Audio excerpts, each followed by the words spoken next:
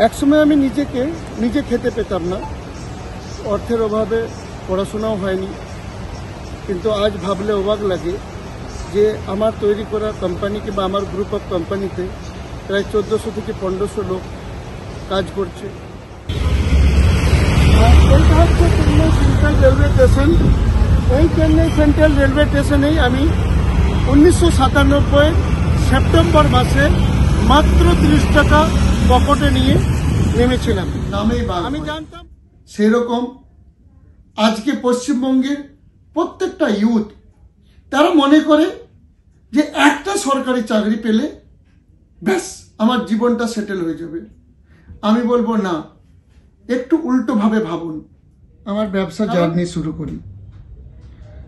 প্রথম বছর আমি যে পয়সা নিয়ে ব্যবসা শুরু করেছিলাম তার 30 গুণ আমি ইনকাম করি এবং আমার মনে হয় যে ভগবান তার আগে আমার সঙ্গে যা কিছু করেছে কিনা সবই ঠিক করেছে। হয়তো ভগবান হয়তো ডেলি আপনি নলেজ গেইন করুন সেই কাজের আমরা ছোটবেলায় শুনেছি, কেউ যদি স্বপ্ন দেখে আর সেই স্বপ্নকে চেস করে ডেলি তার পিছনে ছুটে, তাহলে তার স্বপ্ন একদিন সত্য হবে। যেমন আমার স্বপ্ন, আমি আমার দুটো অফিস, আমার নিজস্ব অফিস এবং আমার টোটাল কোম্পানির যত অপারেশন, কর্পোরেট অপারেশন এই রাহেজা টাওয়ার চেন্নাইয়ের এখান থেকে আমি করি। এবং এটা আপনার জীবনে অনেক কিছু করে যাওয়ার চেষ্টা করুন না, তার জন্য প্রথম কমফোর্ট জোন থেকে বেরান আর আপনি প্রথম সরকারি চাকরিটাকে মাথা থেকে বের করে দিন। নমস্কার, আমি এস আলম ওরফে শেখ শামসু আলম। আপনারা সকলেই আমাকে এস আলম নামেই চেনেন। আমি দাসপুর থানায় গোপালপুর গ্রামে 1977 জন্মগ্রহণ করেছি। আমরা 7 ভাই বোন। আমার বাবা চটকলে একটা জুট মিলের মজদুর ছিলেন।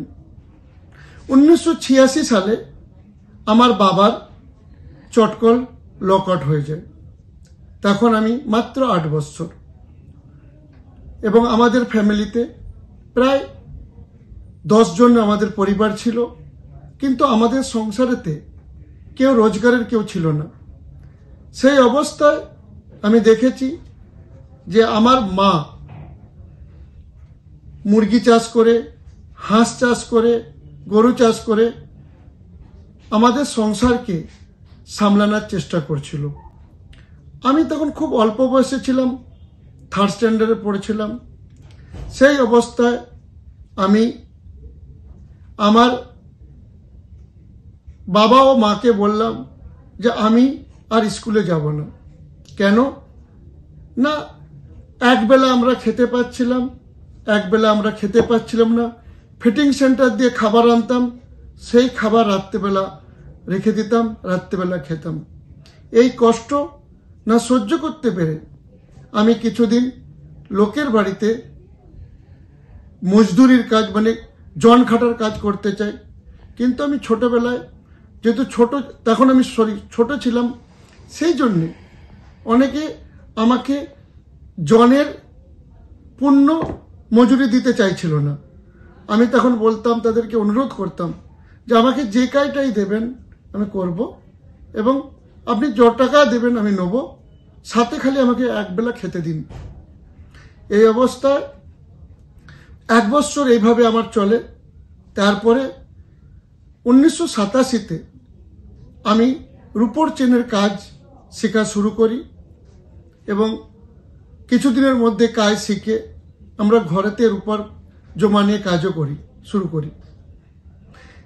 তারপরে আমাদের পারিবারিক কিছু প্রবলেমের জন্যে ওই রূপার কাজটা আমাদের বন্ধ হয়ে যায়।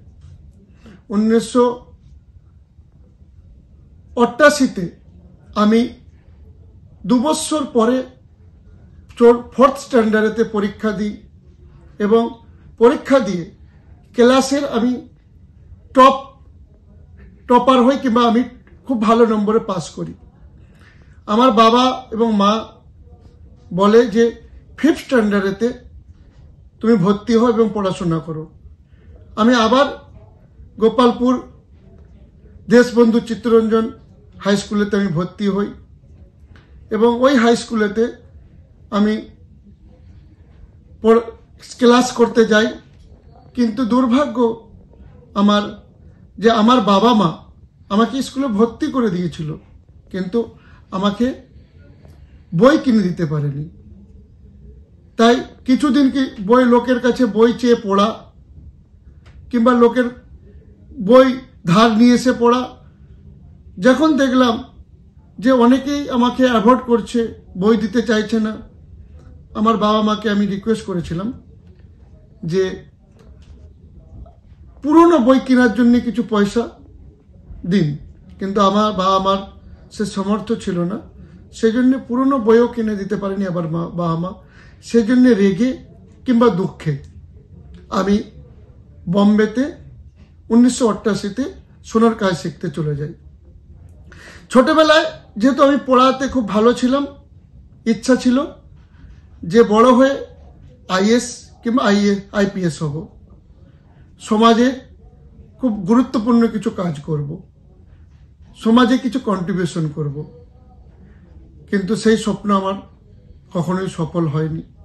সেই জন্যে 1988-তে যখন বম্বে যাই কাজ শিখতে, বম্বে কাজ শেখার পরে আমার পরিবারের দাদাদের সঙ্গে আমি ব্যবসা কাজ তাদের হাত লাগাই এবং ভালো সাকসেসও পাই। কিন্তু দুর্ভাগ্য আবার যে আমার দাদা আমাকে তার ব্যবসা থেকে কিংবা আমার ব্যবসা থেকে আমাকেই বের করে দেয়। এই অবস্থায় 1997 আমি চেন্নাই চলে আসি মনের দুঃখে এবং 1997 থেকে 99 পর্যন্ত আমি চেন্নাই লোকের দোকানে কাজ করি, খুব অল্প মাইনে এবং খুব অল্প ইনকামেতে। এর মধ্যে বম্বে থাকাকালীন যখন কিছু আমার জীবনের ঘটনা, যেটা হয়তো আমি জীবনে ভুলবো না, আমি দীর্ঘদিন ফুটপাতে শুয়েছি, না খেয়ে থেকেছি। জীবনে এমন কিছু ঘটনা আমার সঙ্গে ঘটেছে যে আজ যদি মনে করি হয়তো চোখের জলও হয়তো সামলাতে পারি না অনেক টাইমে। চেন্নাই 2 বছর কাজ করার পরে কিছু পয়সা আমি জমা করি এবং কিছু পয়সা আমার পরিবার মানে আমার বাবা আমাকে দেয়। সেই পয়সা নিয়ে আমি চেন্নাইতে আমার ব্যবসা জার্নি শুরু করি। প্রথম বছর আমি যে পয়সা নিয়ে ব্যবসা শুরু করেছিলাম তার 30 গুণ আমি ইনকাম করি এবং আমার মনে হয় যে ভগবান তার আগে আমার সঙ্গে যা কিছু করেছে কিনা সবই ঠিক করেছে। হয়তো ভগবান হয়তো এটাই চাইছিল। যেহেতু চেন্নাই সোনা প্রচুর বিক্রি হয়, সেই জন্যে 1999 আমার ব্যবসা শুরু করার পর থেকে আমাকে আর পিছনে ফিরে তাকাতে হয়নি। এরপরে আমি 2006 থেকে যখন দেখলাম যে চেন্নাইয়ের ব্যবসা ছাড়াও ভারতে অনেক জায়গায় সোনার ব্যবসা আছে এবং আমি যদি করি কেমন হতে পারে এবং ইন্ডাস্ট্রি এবং মানুষের উপকারতাতে যদি থাকে তাহলে এরকম কিছু কাজ আমি ব্যবসা করতে শুরু করি এবং আজকের দিনে প্রায় 20টা শহরে আমাদের কোম্পানির বিজনেস আছে কিংবা বিজনেস করছে। তার মধ্যে আমরা কিছু ক্ষেত্রে প্রায় ভারতের সর্বোচ্চ স্থানে আছি। যেমন ভারতবর্ষে যে গোল্ডের চেন তৈরি হয়, মেশিন চেন, হ্যান্ডমেড চেন, এটাতে ভারতের আমরা বৃহত্তম ম্যানুফ্যাকচারিং পুরো অল ইন্ডিয়ায়। এছাড়া ভারত সরকারের অধীনে BIS হলমার্কিং যে হয়, এটাও প্রায় আমরা ভারতের বৃহত্তম একটা কোম্পানি আমাদের। এছাড়া ভারতের যে পুরনো সোনাকে রিফাইনারি করা হয়, এটাও কিন্তু আমরা ভারতের বৃহত্তম। এছাড়া সোনার টেস্টিং, তাতেও কিন্তু আমরা ভারতের বৃহত্তম। 2015-তে আমি কলকাতায় জুয়েলারি ইন্ডাস্ট্রিকে নতুন কিছু দেওয়ার জন্য একটি জুয়েলারি পার্ক তৈরি করি এবং আজকে প্রায় সেই জুয়েলারি পার্কের একটা টাওয়ার কমপ্লিট এবং হ্যান্ডওভার শুরু হয়ে গেছে।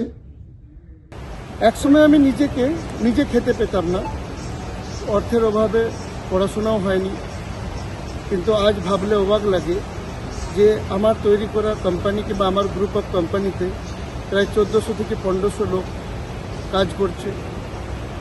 তাদের পরিবার প্রায় দেখতে গেলে প্রায় 5 থেকে 7,000 লোক ডাইরেক্ট ইনডাইরেক্টভাবে আমার থেকে বেনিফিট পাচ্ছে কিংবা তাদের জন্য আমি কিছু করতে পেরেছি। আজকে আমার প্রায় 10,000 ক্লায়েন্ট, তারাও আমার সঙ্গে ব্যবসা করছে, তাদেরও কোথাও না কোথাও আমার থেকে বেনিফিট পাচ্ছে কিংবা আমি বেনিফিট পাচ্ছি। তো তাই লোক বলে যে অসম্ভব, আমি মনে করি যে মানুষ যদি চেষ্টা করে পৃথিবীতে সব কিছুই সম্ভব। আর এটা আমার বাস্তব জীবনে আমি দেখতে পাচ্ছি যে ইম্পসিবল বলে কিছু নয়, পৃথিবীতে এভরিথিং ইজ পসিবল যদি তোমার চেষ্টা থাকে। তো একটা সফল বিজনেস করতে গেলে যেমন বুদ্ধির দরকার, মেহনতের দরকার, তার সঙ্গে একটা ভালো টিমের দরকার। আজকে আমি যদি সফল কি অসফল বিজনেস আমি জানি না, বাট আমি যেখানেই এসেছি আমার মনে হয় এই সফল এই অসফল এই বিজনেসের এখান পর্যন্ত আসতে আমার সবচেয়ে বড় যে সহযোগিতা করেছে সেটা হলো আমার টিম।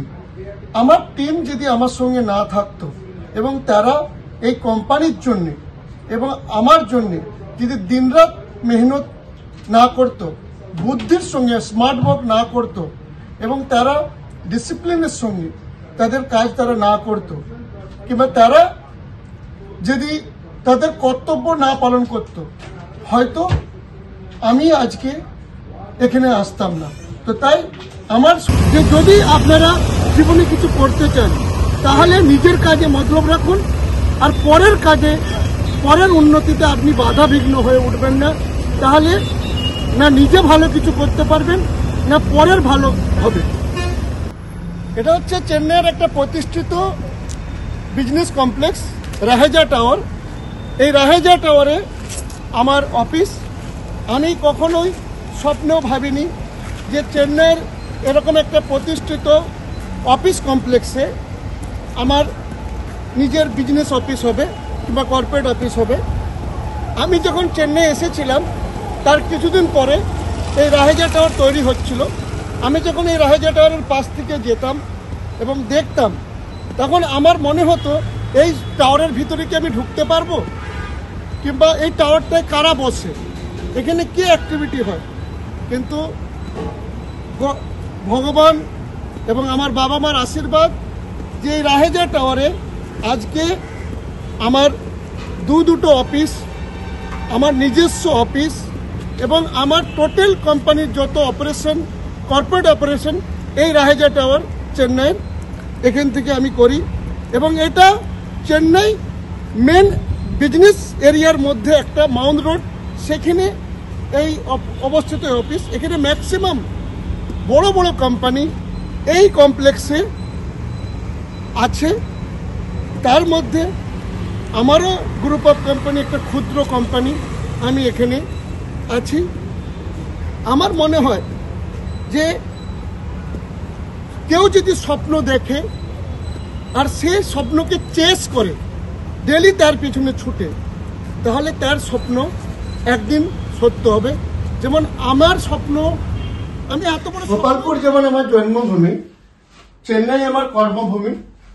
আজকে আমি জীবনে যা কিছু, তার পিছনে চেন্নাইয়ের অনেক অবদান আছে এবং চেন্নাইয়ের যেমন অবদান আছে তার সঙ্গে আমার ফ্যামিলি, আমার স্ত্রী, আমার 2 ছেলে তাদেরও অনেক অবদান আছে।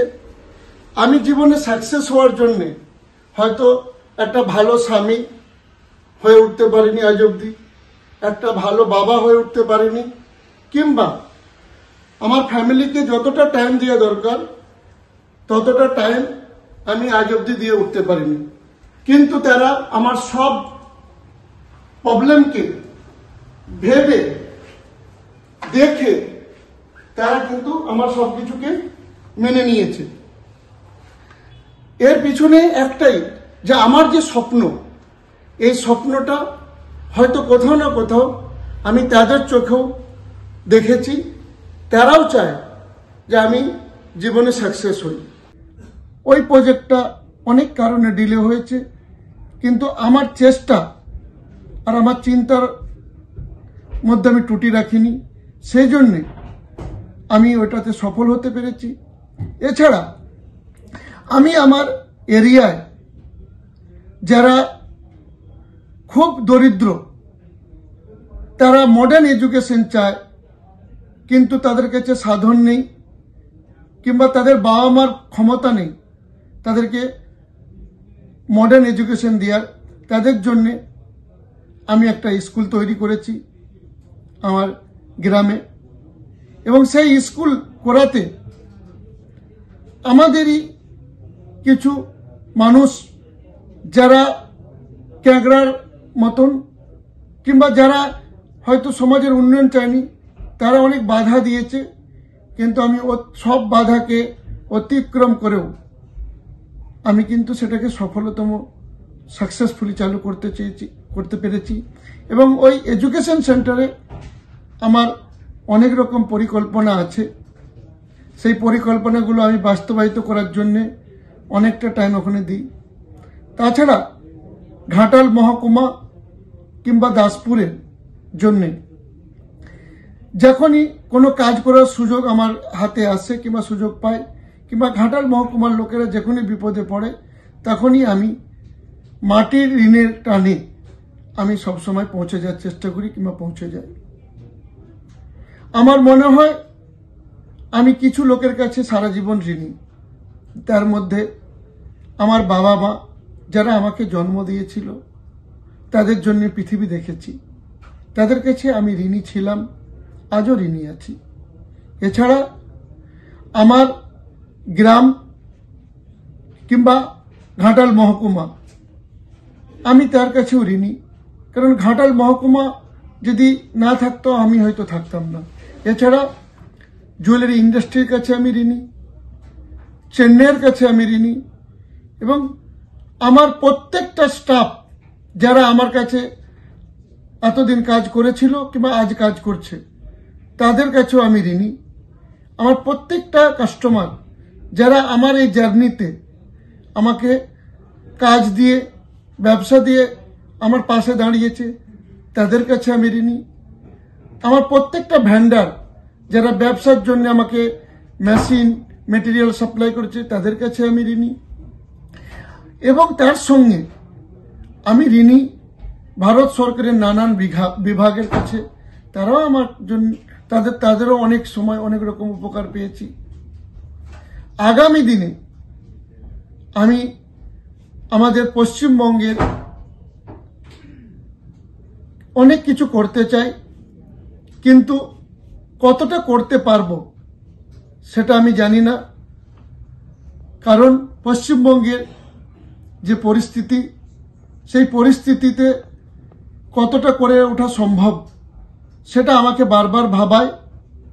এই জুয়েলারি ইন্ডাস্ট্রির অনেক বড় ফিউচার পশ্চিমবঙ্গে আছে, কিন্তু আমার মতন যারা পরিযায়ী শ্রমিক, যারা ভিন্ন রাজ্যে পড়ে আছে, তাদেরকে যদি পশ্চিমবঙ্গে সুযোগ দেওয়া হয় কিংবা তারা সুযোগ পায়, তাহলে তারা কিন্তু পশ্চিমবঙ্গতে অনেক কিছু করতে পারবে।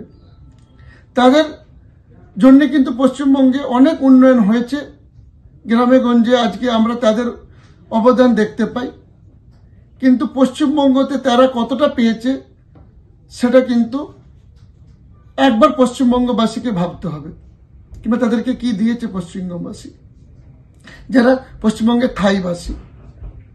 তাই আমি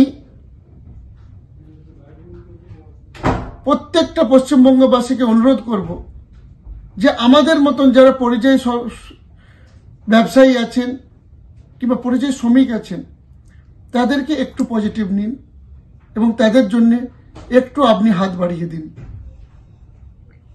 ধন্যবাদ। আমি আমার জীবনের নানান কথা, লুকানো কথা মানুষের কাছে তুলে ধরার জন্য এবং বাঙালি সমাজ কিংবা স্বর্ণকার সমাজ কিংবা তার সঙ্গে আমাদের যে নেক্সট জেনারেশন ইউথ তারা যেমন প্রেরণা পায় তার জন্য আমি দুটো বইও লিখেছি। একটা আছে মনের কথা, একটা বিজনেসম্যান অফ দ্য ইয়ার, যেটা বাংলাদেশ এবং ইন্ডিয়া দু জায়গায় প্রকাশন হয়েছে। আমি পশ্চিমবঙ্গের প্রত্যেকটা বাঙালি ইউথকে এই মেসেজ দেব যে মনে করুন আপনি একজন বাঘ, আর আপনি বাঘকে যদি খাঁচায় ভর্তি করে দেওয়া হয় তাহলে তার ক্ষমতা কি থাকে? খালি সে নামেই বাঘ হয়।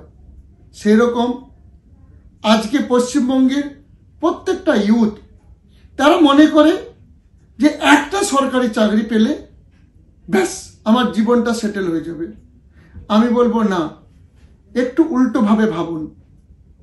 কারণ আপনি একটা জীবন পেয়েছেন, একবারই পৃথিবীতে এসেছেন, একবারই যাবেন।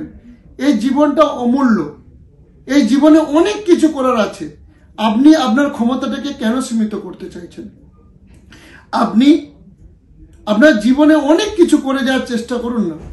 তার জন্য প্রথম কমফোর্ট জোন থেকে বেরান, আর আপনি প্রথম সরকারি চাকরিটাকে মাথা থেকে বের করে দিন। আমি বলবো না যে সরকারি চাকরি একদম করতে হবে না, কিন্তু সরকারি চাকরির পিছনে দৌড়ে আপনি আপনার জীবনকে নষ্ট করবেন না।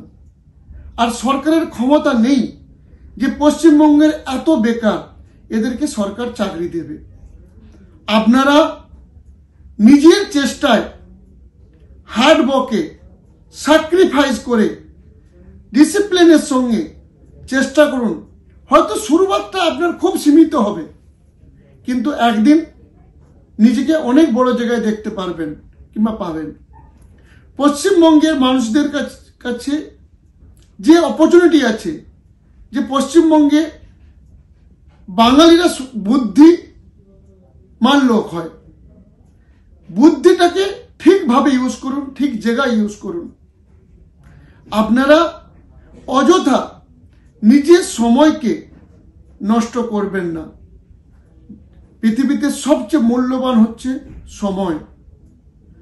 আপনার জীবনের মূল্যবান সময়কে নষ্ট করে আপনি যেই কাজটাই পাবেন না কেন সেই কাজটাই আজকে লেগে যান এবং সেই কাজটাতে 100% দেন। আর আপনি সেই কাজে লাগুন যেই কাজটা আপনাকে ভালো লাগে। এরকম কোনো কাজে হাত দেবেন না যেই কাজটাকে আপনি পছন্দ করেন না। আর ডেলি আপনি নলেজ গেইন করুন সেই কাজের। আমরা ছোটবেলায় শুনেছি যে শিক্ষার শেষ নেই। আমি বলবো এই কথাটা ভুল। শিক্ষা নিও না যেটা তোমার কাজের নয়, তুমি তোমার কাজের শিক্ষা যেটা সেটা নাও। আর আজকে শিক্ষা নেওয়ার জন্য পৃথিবীতে সবচেয়ে বড় ইউনিভার্সিটি তোমার, কিন্তু একটা জিনিস আপনাকে ডেলি লড়াই করতে হবে। প্রত্যেক দিন নতুন চ্যালেঞ্জের মোকাবিলা করতে হবে। আর আমার ডিকশনারিতে একটা কথা আমি ডিলিট করে দিয়েছি যে ইম্পসিবল বলে পৃথিবীতে কোনো শব্দ নয় যদি তোমার চেষ্টা থাকে। এভরিথিং ইজ পসিবল তোমার যদি চেষ্টা থাকে।